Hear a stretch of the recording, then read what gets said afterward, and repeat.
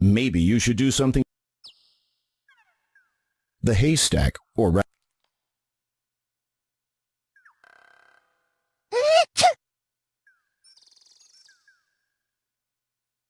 Here, this might help your sneezing. Oh, thanks. Here, you can have this back now. You retrieve the partially used cloth from the haystack. Feel better? Yeah, it's so good to be able to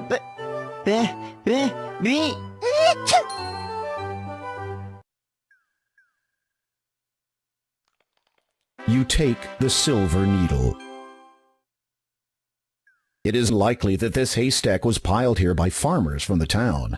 A faded blue sheet has been tightly stretched across it to prevent the straw from blowing away in the wind. The haystack.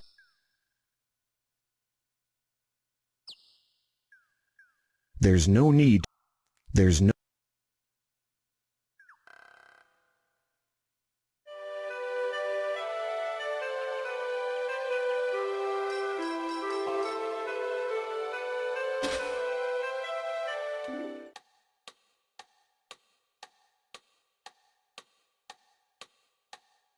Yes?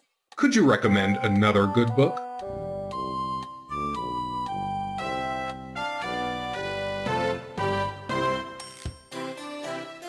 There! This book is entitled Legends. Browsing through it, you notice an interesting excerpt.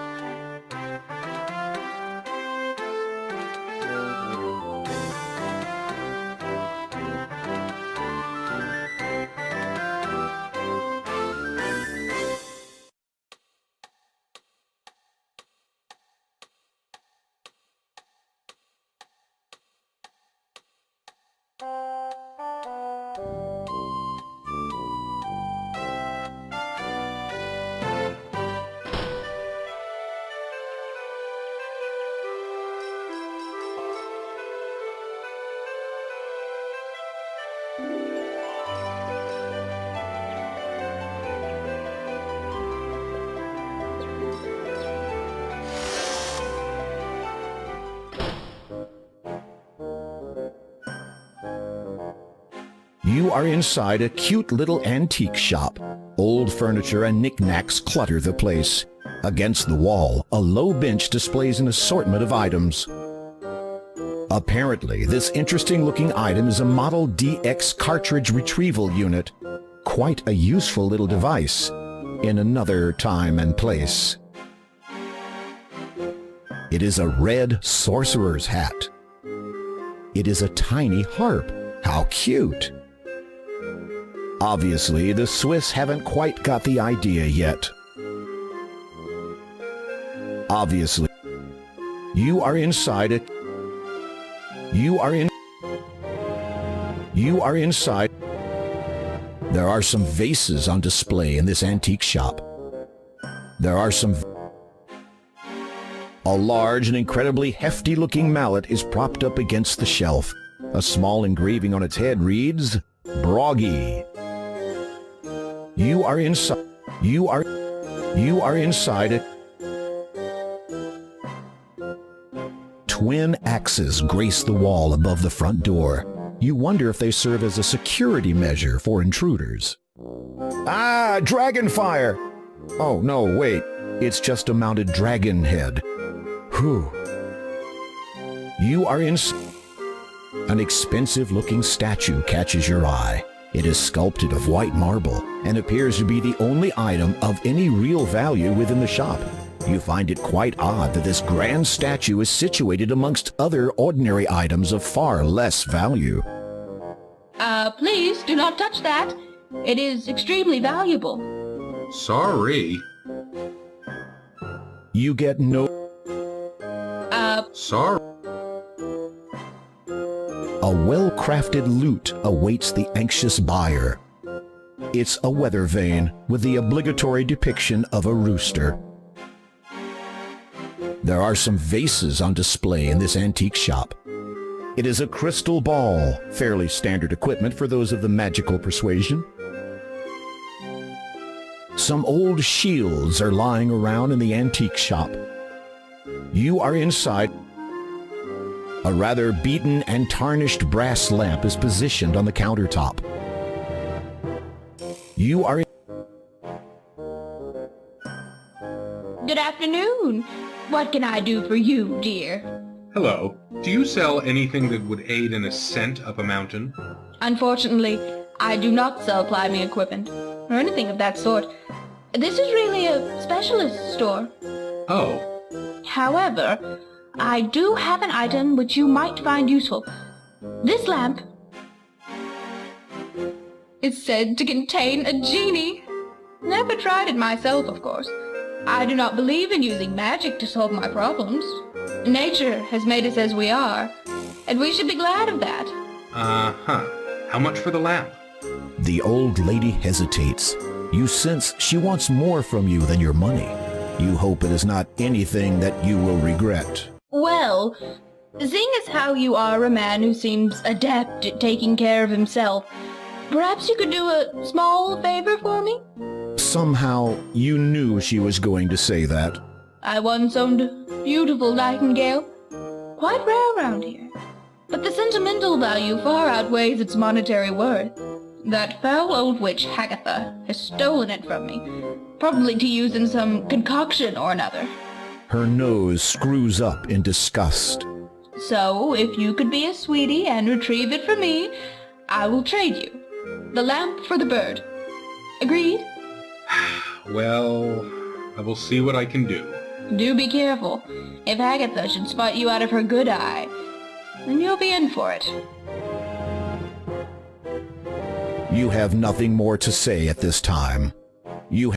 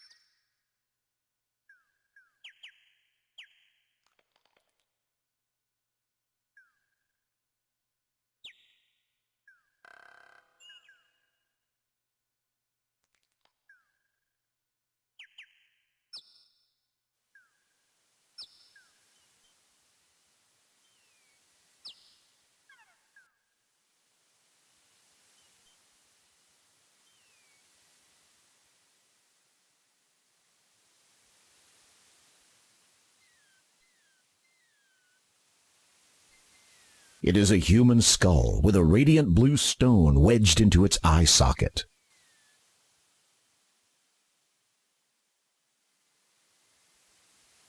It is a human skull with large eye sockets. He's way past talking these days. He's way...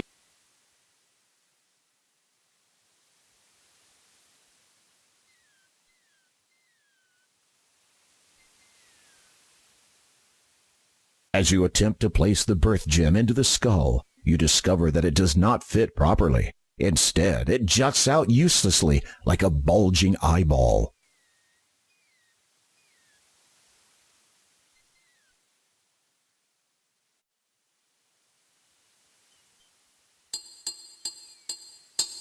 You gently tap the birth gem with the mallet, hoping not to break it. It budges only slightly. You give it a harder hit. It moves a bit more. You hold your breath and give the gem an almighty thwack. It pops into the skull.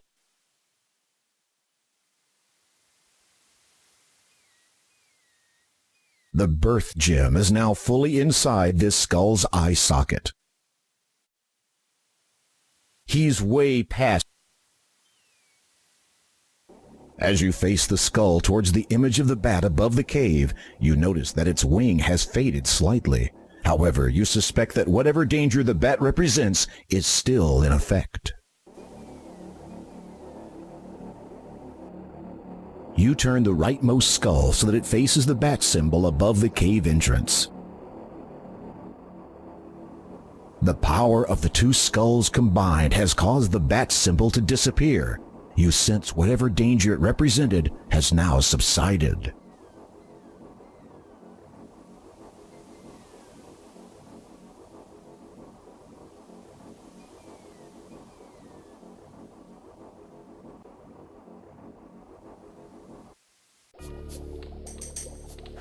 As you enter, you are almost overwhelmed by the foul stench which molests your nostrils.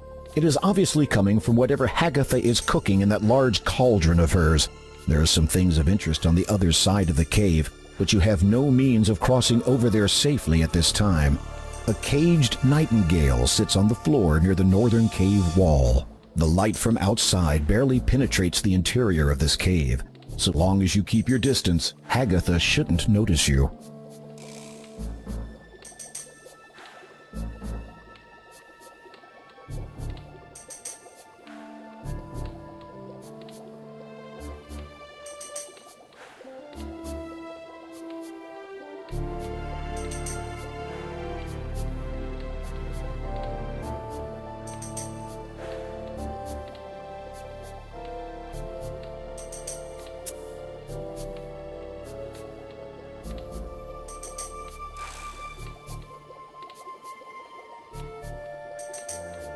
You need to get...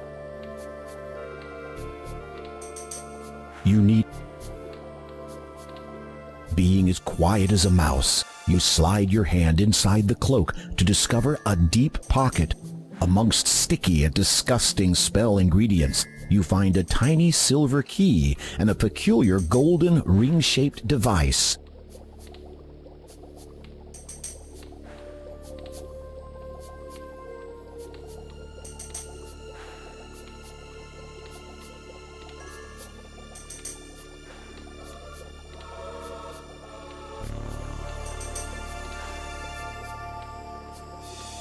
You need to get... You slide the silver key into the lock. It fits. You turn it silently, and the chain falls to the ground.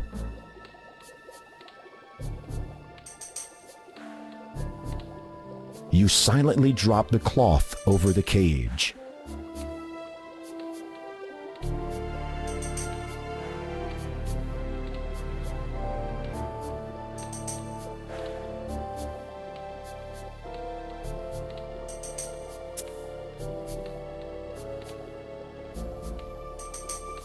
Without making a sound, you take the nightingale into your possession.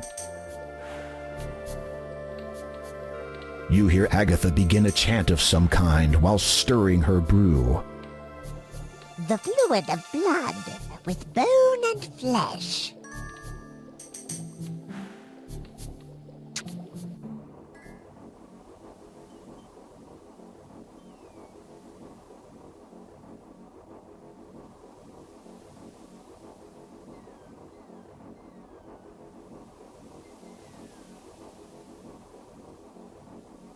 You remove the cloth from the cage.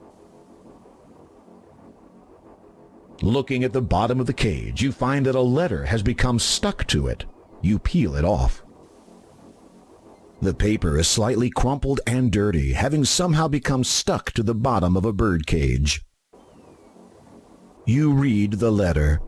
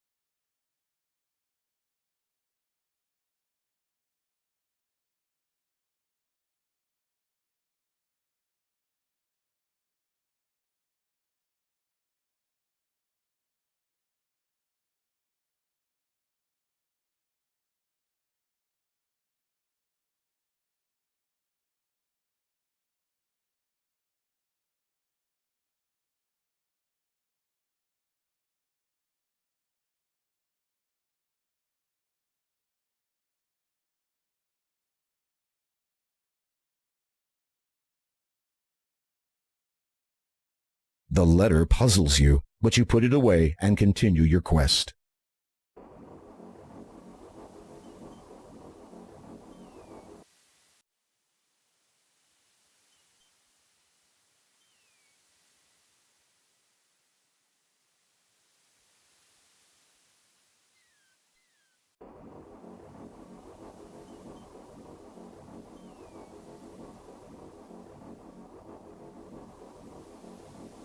You strike the skull with all your strength, and it shatters easily. The birth gem clatters to the ground, along with a multitude of bone fragments. You reacquire the birth gem.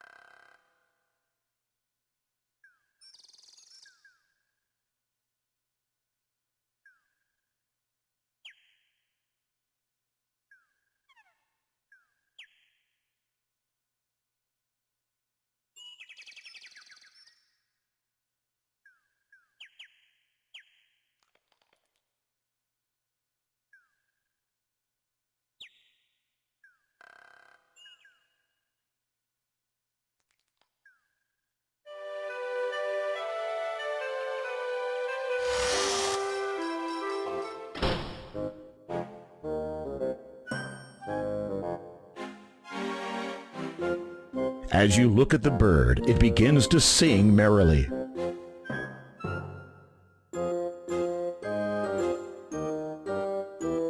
You offer the nightingale to Angelina. The sheer elation on her face almost makes the whole risk worth the while. She snatches it from you and proceeds to fuss over the bird. You wait for a moment, but it seems she no longer notices you. If you don't mind, about the lamp you promised me in trade for the nightingale? The shopkeeper looks up at you vaguely. She gradually remembers that there is another being in her world. Yes? Oh, yes, take it. You'll have no beginning of use with it. Don't you mean no end of use? Of course. Whatever you say, dear. You hear Angelina muttering cheerfully to herself as she exits. Finally, I have the final ingredient for that marvelous youth potion. I'm going to beat you to the punch, my dear Hagatha. Serves you right for hoarding this sweet, juicy thing to yourself. You feel a nauseous tinge in your stomach. Well, at least the lamp is now yours. You take the old lamp. You have no reason to do anything with the statue.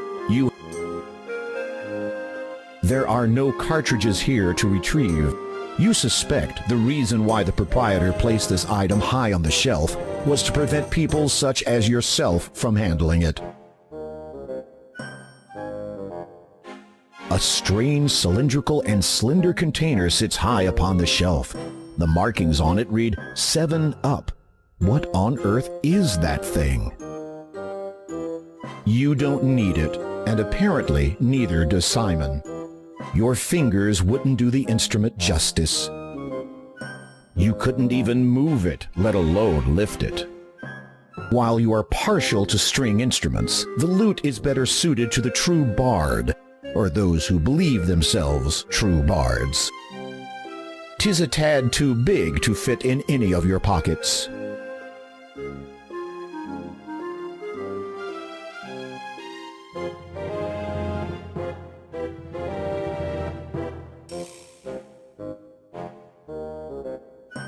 The oil lamp is fashioned of brass and has been tarnished. There's a spout at one end and a round handle at the other. The lamp is empty inside. You rub the lamp and wait expectantly, but nothing happens. You're about to give it another try when a small puff of smoke appears at the end of the spout. It clears, revealing a note. As you remove it, the lamp disappears. You read the scroll.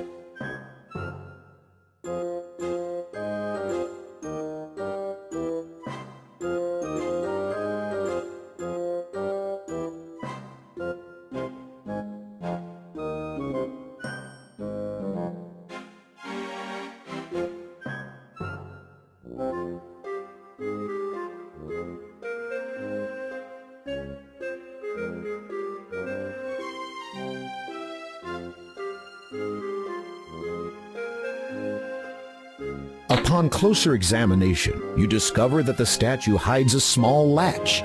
You flip the latch and watch in amazement as a trap door opens up from the floor.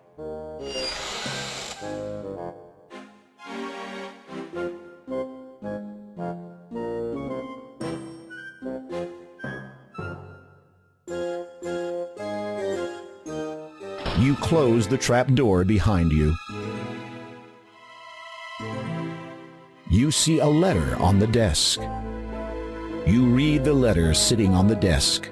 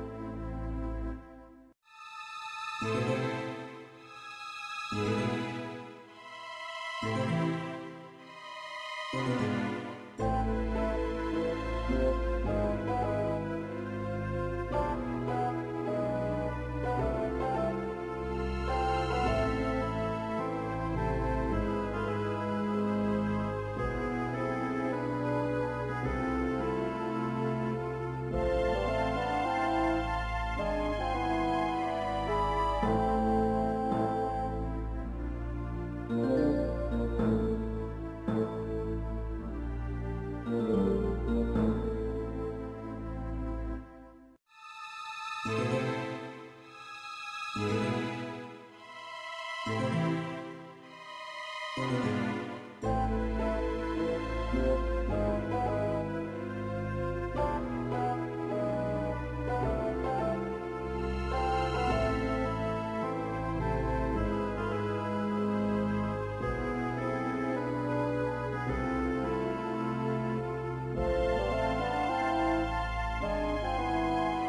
tangled mass of jewelry and chains have been dumped into boxes and pushed up against the back wall. There is a soft pile of down and dust. Several barrels are stored in this underground room. Several large items have been covered with cloth to protect them from the dust down here. A large double-bladed broadsword leans against the bench. It looks like an expensive antique. You much prefer the lightness of your own sword. Besides, this one is only an antique, and thus is probably not suitable for combat. You see a colorful rolled-up carpet. As you pick up the carpet, you notice a small label which reads, "Property of Al Den." There might be a faded letter or two in there, but you cannot be sure. Above you, from the back room, you discern Angelina's voice. I did it! I did it! The youth potion is finally finished. All I need to do now is drink it. Angelina, show yourself, you scurvy wench. Hagatha? My dear! What an unexpected surprise! Don't you play the fool with me. I know you stole it. Stole? Really, I do not know. Silence. For your lies and deceit, there can be only one consequence. No, please. I can explain.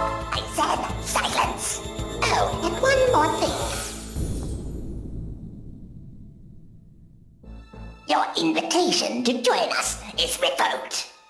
What is this? Ah, the youth potion at last. Oh no! Drat! Now what was that spell for removing floorboards? Curses!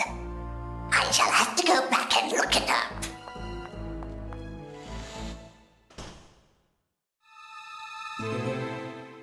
There is a soft pile. You fish around in the pile of down and successfully retrieve the youth potion.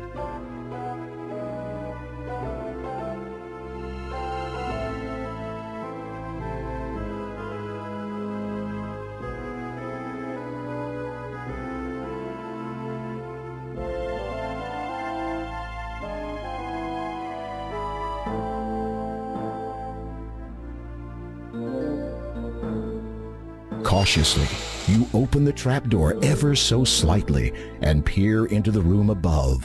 Hagatha is nowhere to be seen. You make your exit from the basement.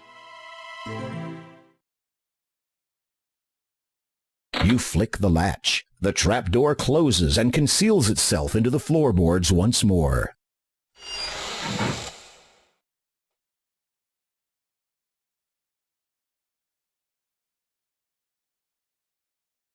You have no desire to go back there.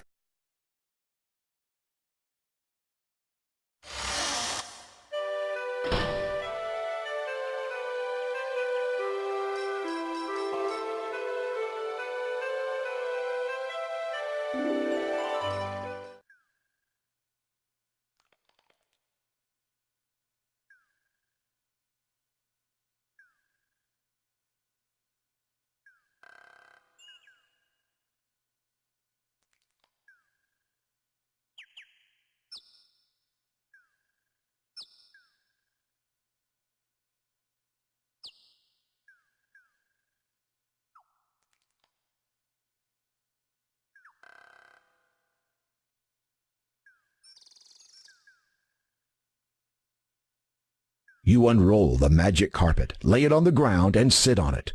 The carpet begins to rise skyward. As you ascend higher, you realize that the carpet is beyond your control. It glides through the air on a seemingly predetermined course.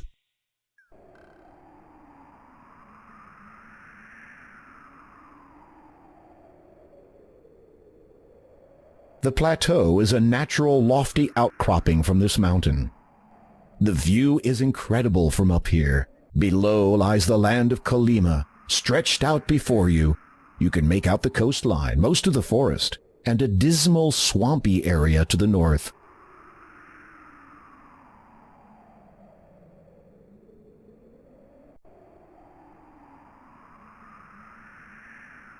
The plateau is a natural... A snake blocks your path to the east. It appears to be about 10 feet long and is coiled up, ready to strike.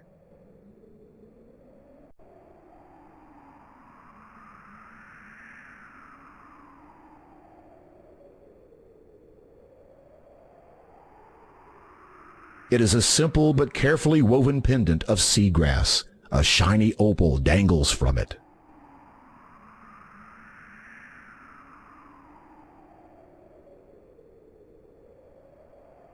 You dangle the shimmering opal in front of the snake. It soon falls hypnotized in typical snake fashion.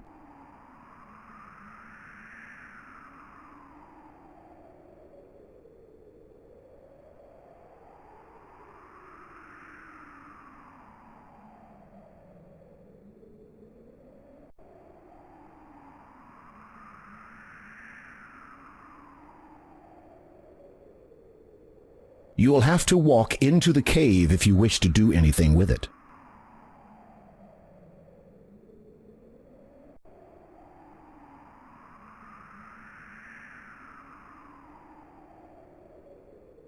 It's too dark. You can't see down there. You reach into the cavity and feel around. What is this? You've discovered a button hidden inside the rock. You press it and wait to see what happens next.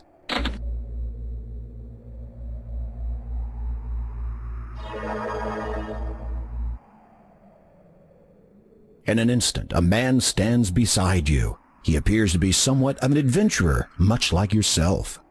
Greetings. I am King Graham of Daventry. The newcomer nods in greeting. Without a word, he respectfully appraises you. You notice about him the manner of one who has only recently learnt the meaning of heroism. From where do you hail, good sir? The man opens his mouth to answer, but then pauses to consider that question. Evidently deciding that irrelevant exposition would serve neither party, he casually gestures to the hole in the rock behind you. Might I inquire something of your identity? After a brief search of his own person, the man pulls out a scroll card and hands it to you. You unroll it, and it reads, "Having fulfilled the requirements in accordance with the statutes of the famous Adventurers Correspondence School, the bearer is a qualified would-be hero." The man also shows you a medallion. Upon it are the words, "Hero of Spielberg." You reverently return the scroll to the man. You don't say much, do you? With a sigh of resignation, the man shakes his head silently. Surely you might speak to me of your adventures. The man becomes quite enthused about the prospect of relating his most recent adventure to you. Just as he is about to speak, however, you notice something on the ground that the man must have dropped. You retrieve the paper. It appears to be a scroll. Upon it is some writing. Disclaimer, you have just witnessed a rather shameless plug for the remake of Quest for Glory 2 Trial by Fire by the entities of AGD Interactive. Available now. As you read the writing, the words are ingrained in your mind. The scroll disappears.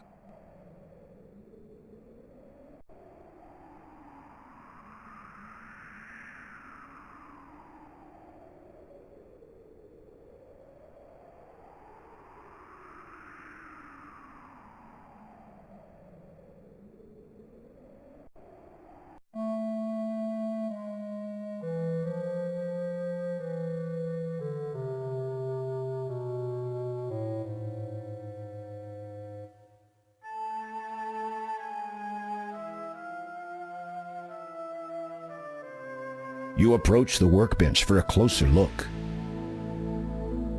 The ancient book bears the title, Ye Old Book of Enchantments, Causes and Cures. It looks very old and has been propped up on a pedestal. These elaborate candlesticks are quite expensive looking. When lit, this device heats the beaker and any contents that it contains. A wick leads into the base, which is made of flint stone.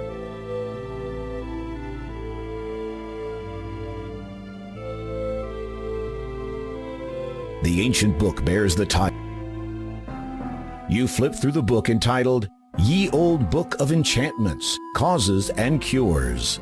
The first half contains a list of enchantments. These do not interest you, as you have no desire to inflict inconvenience upon others. However, the Cures section does capture your curiosity. While browsing, you spy a promising paragraph.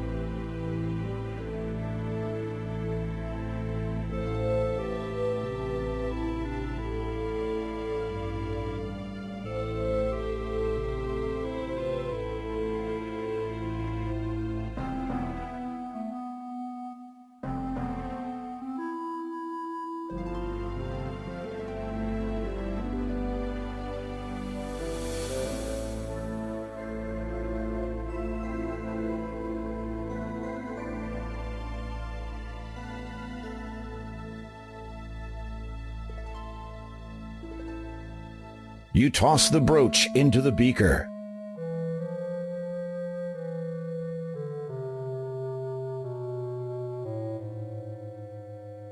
You toss the sickly yellow flower into the beaker.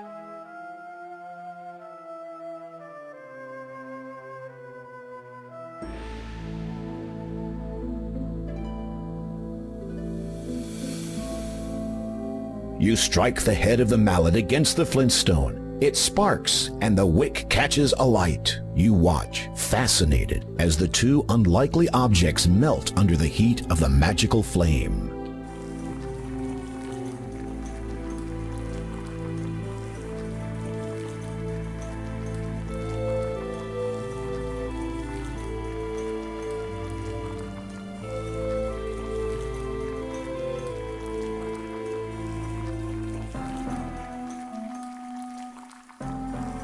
You stir the mixture carefully with a white feather. It soon dissolves in the hot liquid.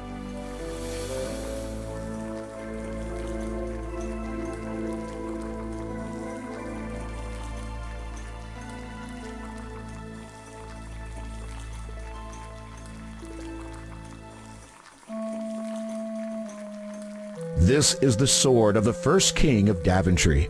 It dates back almost 1,000 years and has been passed down from king to king since that time. Try not to damage it. A magnificent clear crystal is embedded within its hilt.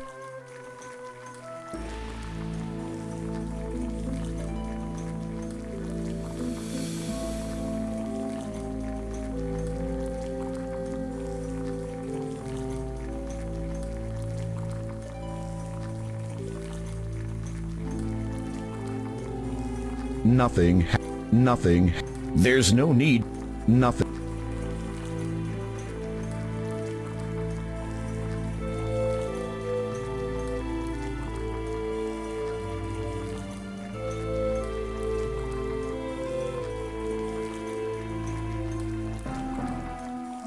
There's no. Brandishing your sword might make you a. There's no need to do that. There is. Extinguishing candle flames with your bare fingertips always seems to result in a nasty burn. You were never any good at party tricks.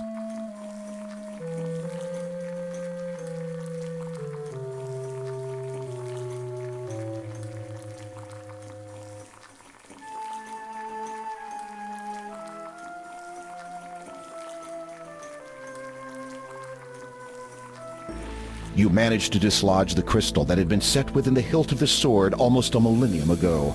You feel a tinge of guilt and wonder what all the past monarchs of Daventry would say if they saw you damaging ancient crown property.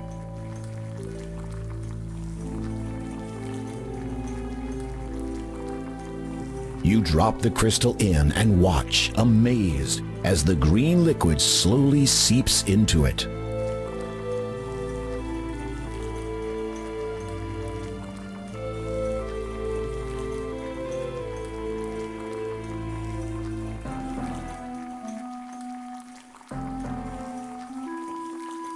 Heed now these words. Crystal, perfect. Green is thy hue.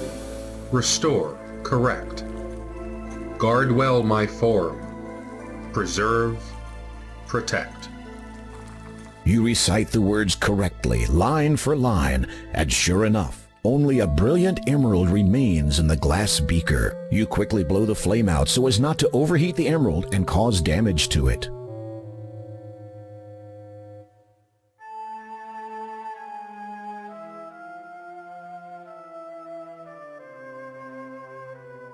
Picking it up gingerly, you're amazed that the emerald took virtually no time at all to cool. A collection of books are stacked side by side on a nearby shelf. Most of the titles are written in a mysterious language that you don't understand, so you suspect that they are about magic. The cave is adorned with the most beautiful coverings you've ever seen. The material sparkles in the light from outside the cave. There's almost something unreal about this brilliant decor. Some incredibly valuable furniture has been placed here. You wonder how it is protected against the elements, as there are no obvious means of sealing the cave. Some incredibly valuable...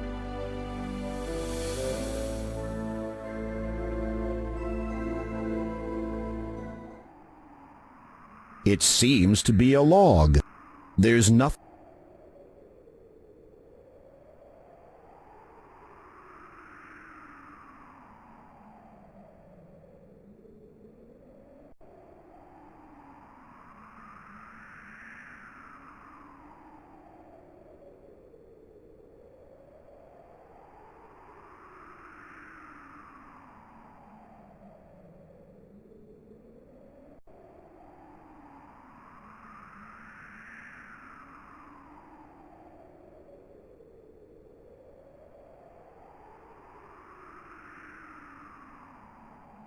As you direct the sun's light through the emerald at the snake, you behold a wondrous transformation.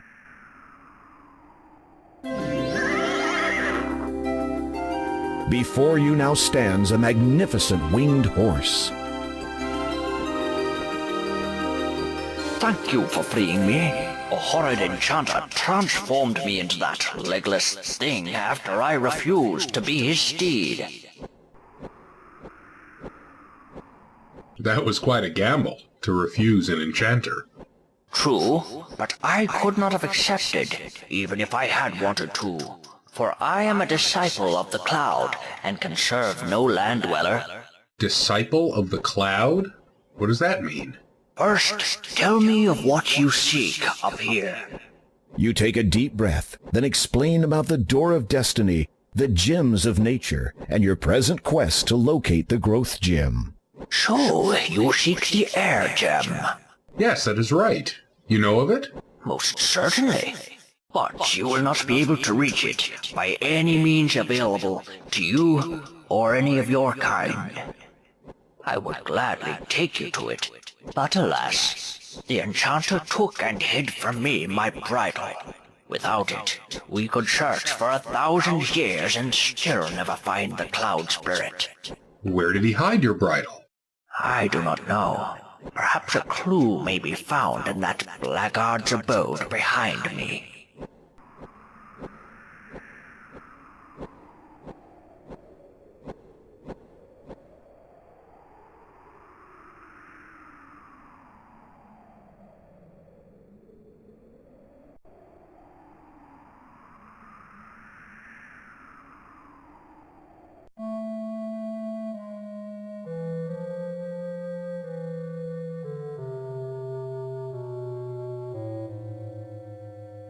As you had been expecting, this is your average, ordinary, run-of-the-mill cave. You are naturally surprised to see it is fully decorated and very well furnished.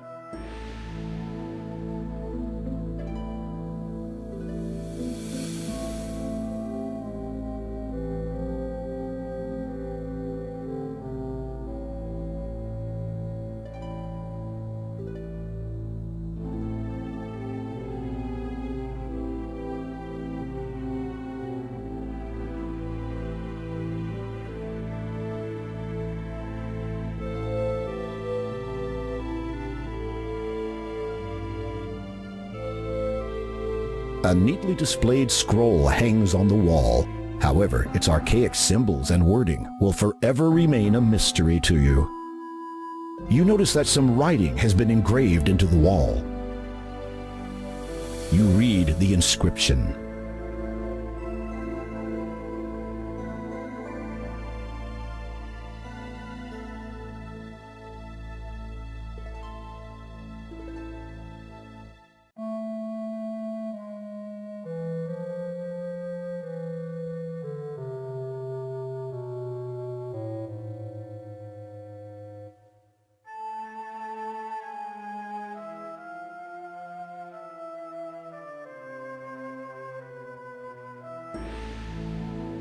The engraving on the wall reads, "In row of stones that number 6, half and a pair from left do pick. Quell then my spell, avoid the tricks."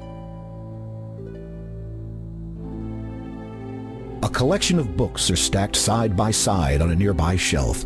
Most of the titles are written in a mysterious language that you don't understand, so you suspect that they are about magic. You never did pay much attention during magic classes at Daventry High School. As a result, nothing in these books will help you.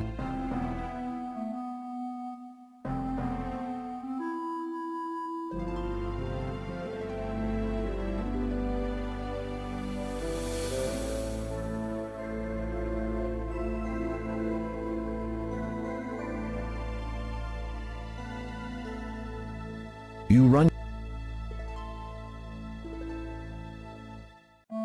As you had been expecting, this is your average, ordinary, run-of-the-mill cave.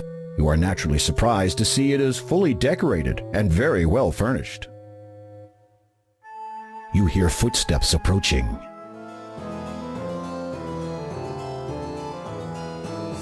Uh-oh, the enchanter has caught you in his lair. He twirls his hands, aims them at you, and then utters some words under his breath. You feel a tingling sensation all over your body as the enchantment attempts to transform you into whatever the enchanter has fancied. At the same time, you also feel the comforting energy of the emerald shielding you. The enchanter's twisted smile turns downwards. He scowls at you.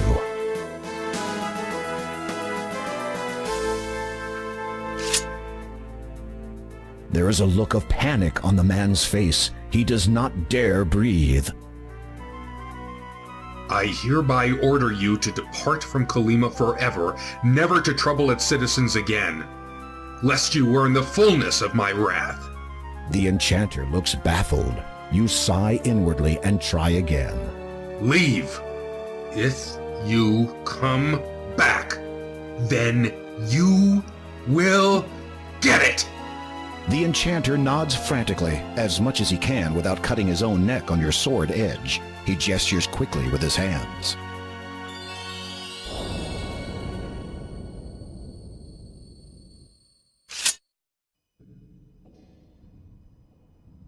You walk close. You read the inscription.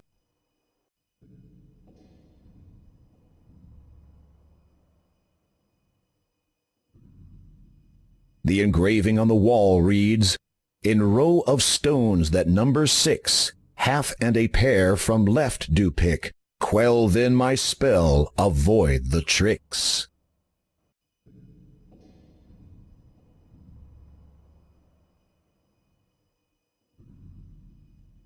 You are standing. There's not.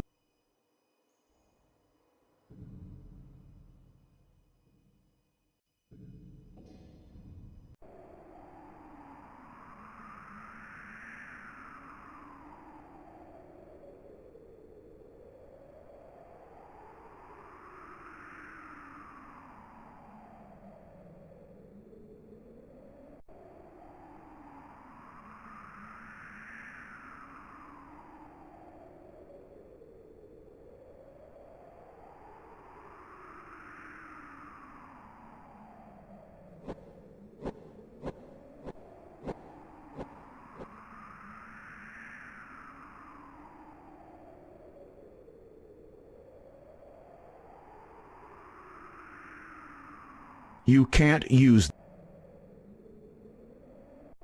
You unroll the magic carpet, lay it on the ground, and sit on it. The carpet rises into the air again. The carpet begins to descend.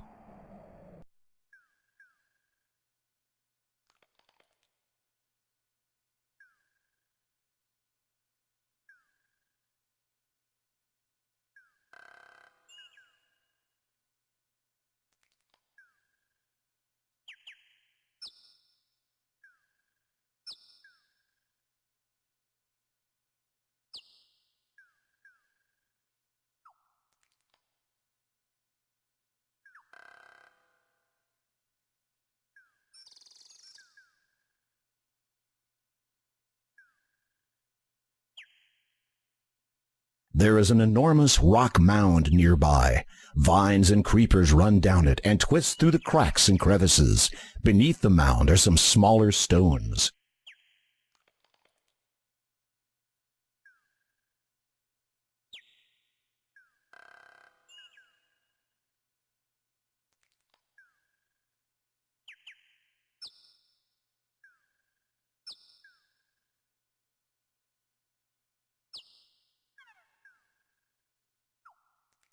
You bend over and hold the emerald above the stone so that the sun's light channels through it.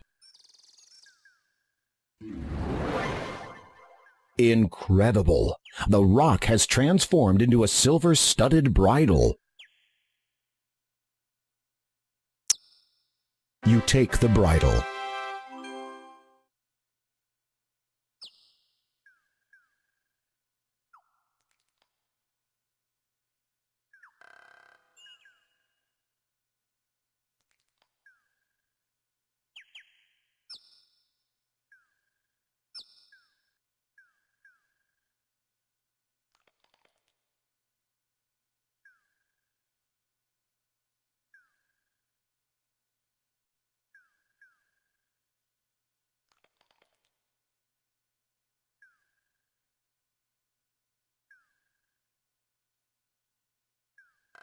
You can't. You unroll the magic carpet, lay it on the ground, and sit on it. The carpet begins to rise skyward.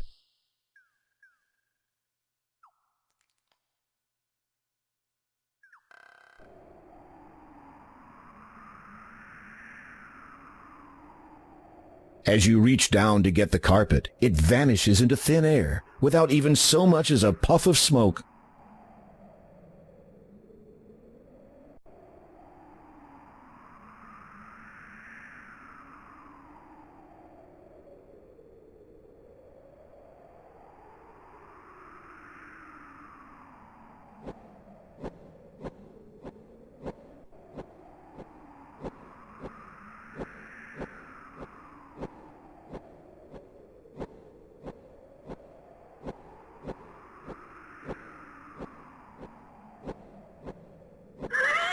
You slip the bridle over the horse's head. It whinnies its approval. Come, climb upon my back.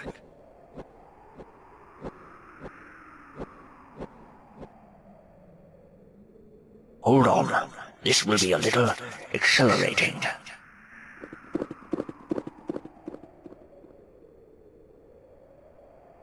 The disciple of the cloud gracefully soars high into the sky.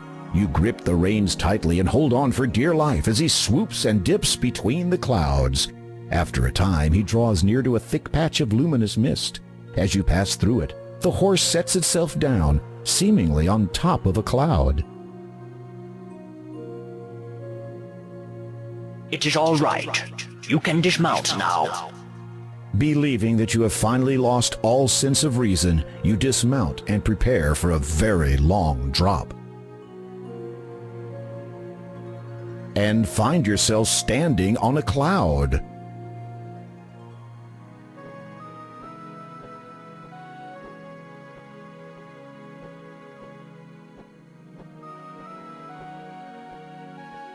You are surrounded by nothing more than cloud. Why you have not already fallen to your death is a complete mystery, though you are somewhat glad of the fact. What is this spirit you speak of? The essence of what you seek. It passes through us as we grow, all through our lives, though few are ever aware of it. You will know soon enough.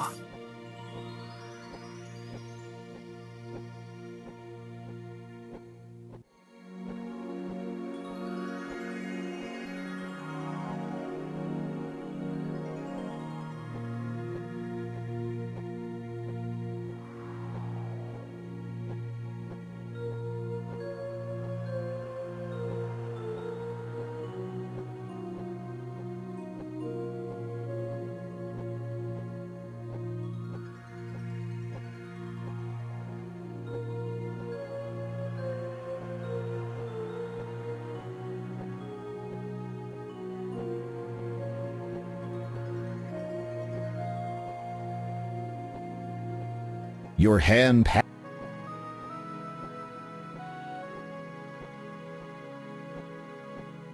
Hello, you call out.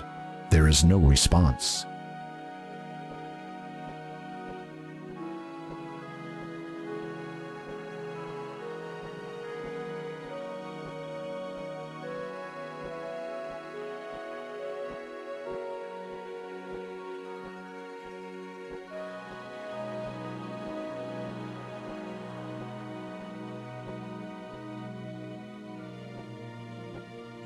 You are surrounded.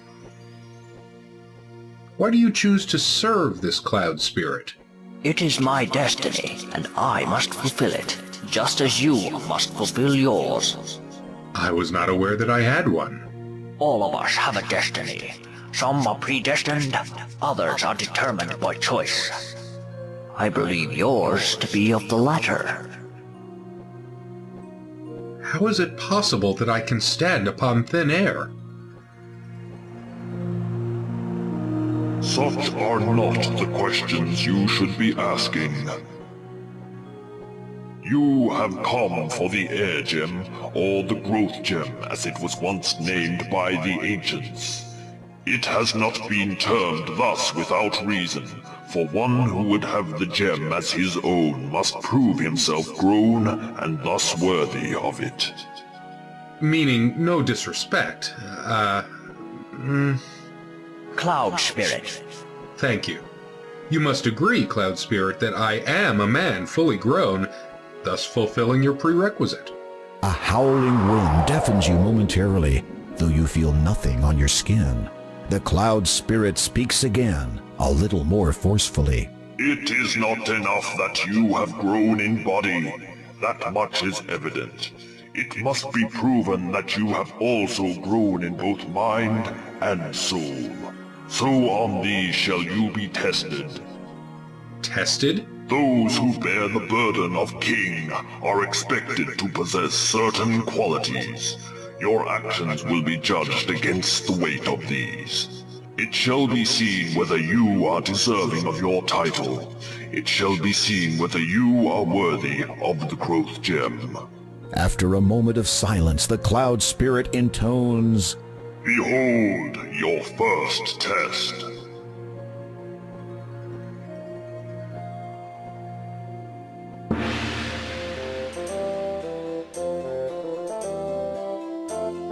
The mist around you clears, and you find yourself in a familiar place. This is Daventry, and furthermore, you are a child again. A slight dizziness overwhelms you for an instant. How strange, you no longer recall anything past this moment in time. It is as if this is happening again for the first time. Even stranger, you are still vaguely aware that you are undergoing a test of some kind, though for what purpose you cannot fathom. But look, it is Malvolio, your best friend. The two of you are deeply engrossed in a game of bat and ball.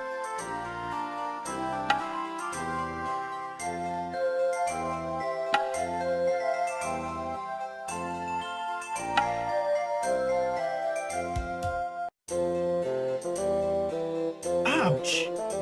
Uh-oh! That sounds like the king now! What do we do?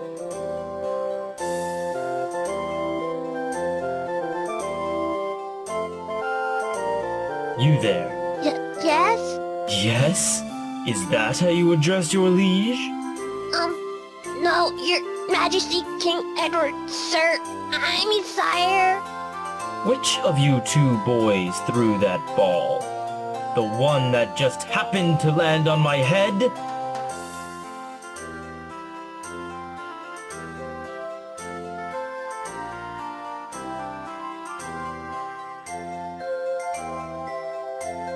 You summon all your courage and speak up.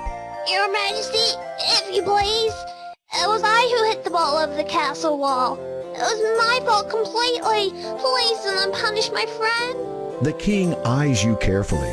You wonder if you are now in serious trouble. I would not punish one for something so trivial. However, I will see you play your game elsewhere, away from here. Yes, sire. One more thing, my young fellow.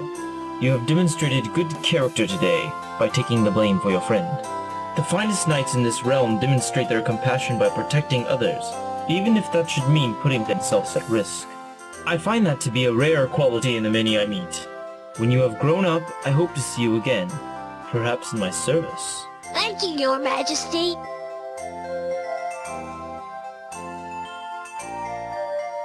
Behold your second test.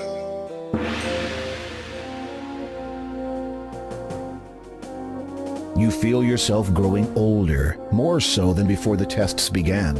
Again, dizziness overcomes you. Your memory of the previous test fades, and in its place, your mind is filled with the knowledge of everything that has since come to pass. This includes, unfortunately, the dreadful misfortunes which have plagued Daventry since the coming of the terrible three-headed dragon. To make things worse, your 17-year-old daughter has been demanded as its latest sacrifice. In return, it will not harm the rest of the population until the next demand.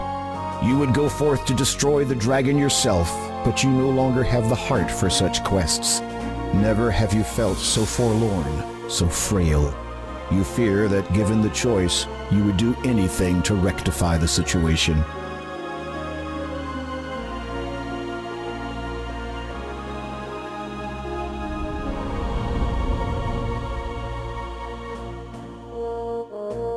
A charming view. No wonder you come here so often. You. I will see you hanged for this intrusion. Guards! Guards! Calling them will do you no good. For even if they come, they will find their king speaking to only the air he breathes. A pox on thee! Who are you? My name, my true name, has been heard by none for nigh on a millennium. It is enough that you know me as the Father. Then say what you have come to say and be gone. You never were one for small talk. You cursed my family. As a result, that dragon is now loose upon the land and one of my children was kidnapped. Now that is not quite the truth. Do you deny your involvement? Not at all. It is just that you have omitted so much. Speak and be gone. Very well.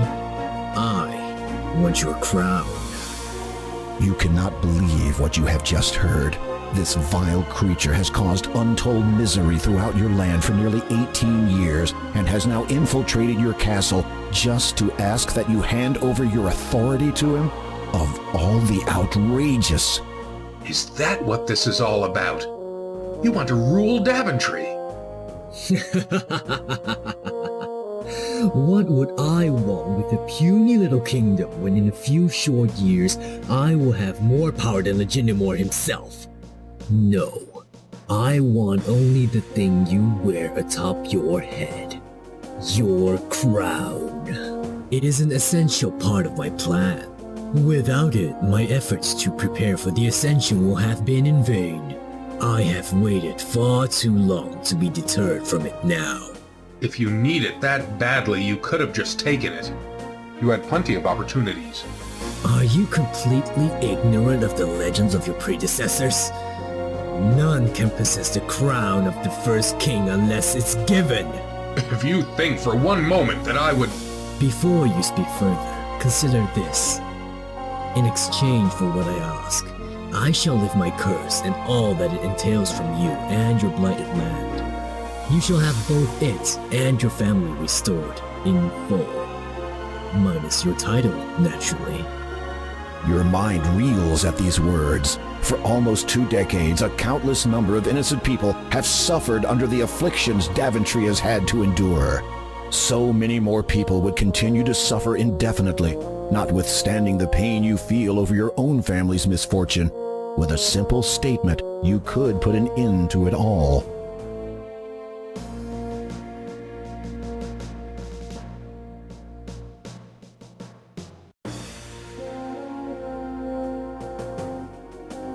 To give you my crown would signify a change of leadership, so says the law of this land.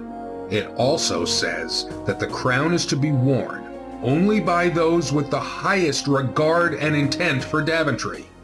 So, to give it to such a vile being as you would betray the honor and memory of all the past kings who have worn it. No, I will not do it. Not even for the sake of your family? There are some principles for which even one's family must be sacrificed. The man appraises you as a scientist would a unique specimen. What an intriguing set of morals you have, King Graham. I almost look forward to the time when you will put aside your obligations here and seek me out. I have foreseen that we shall meet again.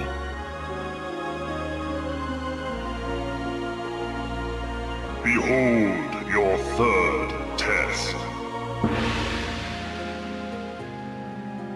Once again, you feel yourself age. You are many years older now, though still, thankfully, King of Daventry. As before, the knowledge of the previous test ebbs from your mind. This time, however, it is filled with a greater knowledge of all that has come to pass thus far. Many years have passed. Your children, once heirs to your throne, have forged their own paths in other kingdoms. Fortunately, chance has seen fit to fill the vacuum. Following the restoration of the Mask of Eternity, Daventry now has a new champion. How do you feel? I am deeply honored, sire. All right. Now, how do you really feel? Scared out of my wits, sire. You smile and feel the lines in your face stretch. You hope you'll get used to it when the true time comes. You know what they've been saying. About my decision, that is. The people question my ability to perform the duties when I have another higher obligation. I believe that I can attend to both with the utmost equity. You do not deny that this obligation may arise at any moment, perhaps taking you away from this country at a time of great need? Of course not, sire, but I shall deal with that troll, as they say, when I cross that bridge.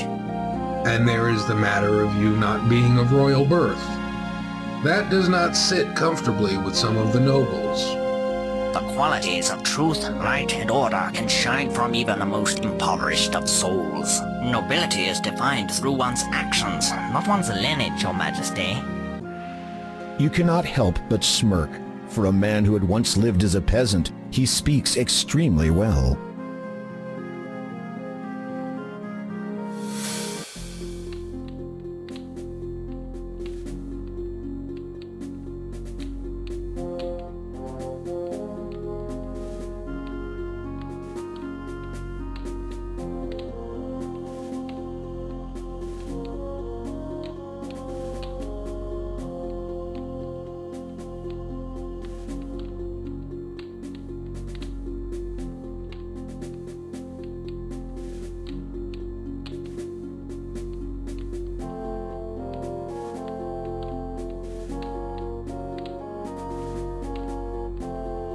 I have carefully thought over the matter put before me.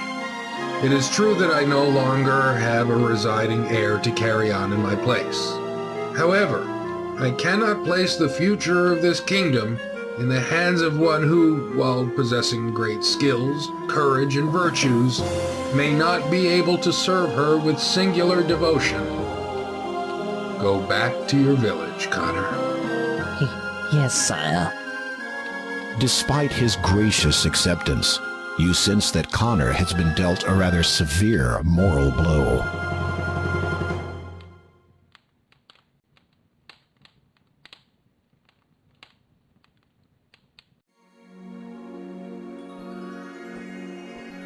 In an instant, you find yourself standing before the Cloud Spirit once more. You also notice that it is starting to get dark. You have demonstrated some understanding of compassion, honor, and loyalty. These attributes transcend the mind and speak of the soul within you. Growth continues unabated throughout the lives of all living things. While you still have much to learn, you will continue to grow in all ways. You are judged worthy of the Heir and Growth Gem.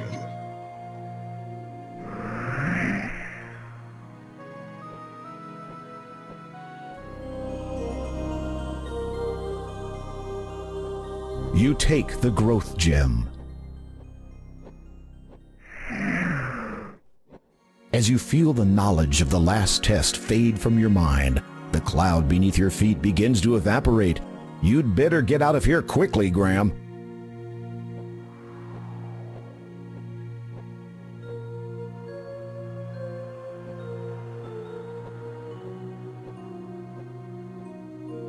Finally, your flight comes to an end. You hope that it will be quite a while before you take to the air again.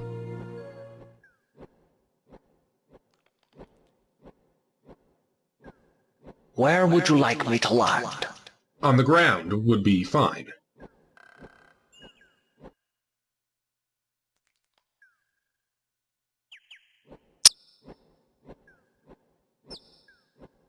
Take this sugar cube. It will protect against the poisonous growth of this land. Fare thee well.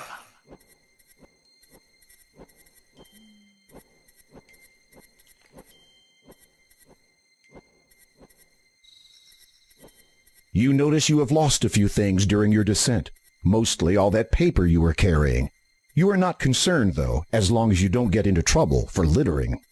As dusk sets in and the pallid moon rises above the darkened horizon, you recall the Door of Destiny's words regarding the third gem, through swampy mire, in lone dark castle. Then you remember the great Neptune's disquiet reluctance to speak of Kalima's lord. You sense a growing unease that this final gem may not be the easiest to acquire.